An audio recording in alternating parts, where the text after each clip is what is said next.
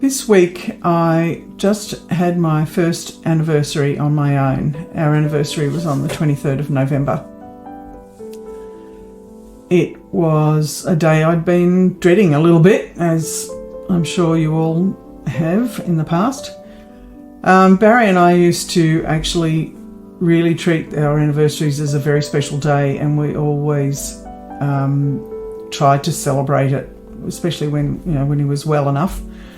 We would travel to the coast. We met on the beach, so we would always travel to the coast, and we would spend the day having a really lovely picnic with lots of yummy cheeses and wine, and go for a swim, and then we'd stay the night and go out for dinner at a special restaurant, and come back the next day with our relationship really recharged. It was just something we committed to doing, and we did it 41 times as best we could.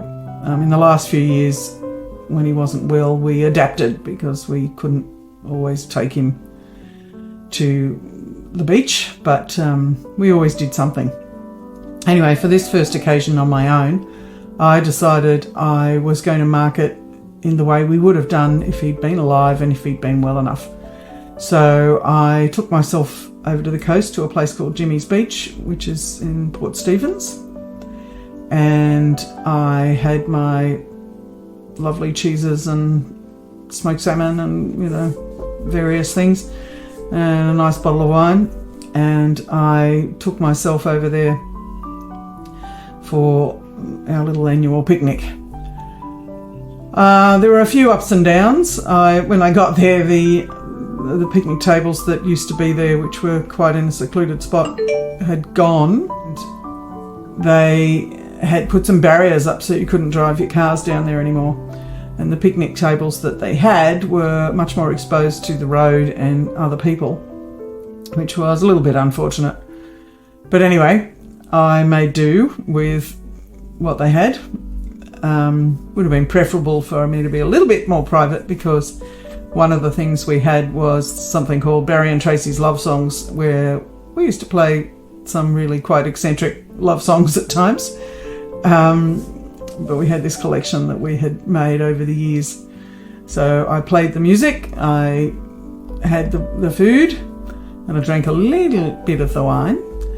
And then I took myself to a caravan park that I had booked into, which I had my dog with me, only to find that I had booked into the wrong caravan park, and I had to drive to the other one over at Hawk's Nest, which is on the surf beach.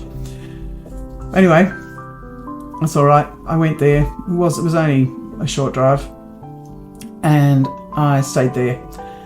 I also found out, unfortunately, that I couldn't leave the dog in the cabin for a couple of hours, so the taxi I'd booked to take me to the restaurant so that I could drink a little more wine at the restaurant was, I had to cancel it and drive myself and drink no alcohol that night. Anyway, I did, and that was okay. And bizarrely, I ran into a couple of friends who had only just moved to the area. They didn't live there, so it was quite a surprise to see them. And it was lovely. They were having their wedding anniversary, so I actually spent a little bit of time with them, but I also tried to give them a bit of space because they were having a pretty special day of their own and they didn't need me totally interfering. But we shared their entree and we shared dessert together, but I left them to have their meal on their own and have a nice conversation without me being the rain on the parade. Anyway, that was fine. I've lost my train of thought. Anyway, I had a lovely day. There were a few little ups and downs, obviously booking into the wrong caravan park. No picnic table where I was expecting it. Just a few little things. Oh, and I left all the dog food at home, and by the time I realised the local supermarket had closed because it closed early, they were having a Christmas party.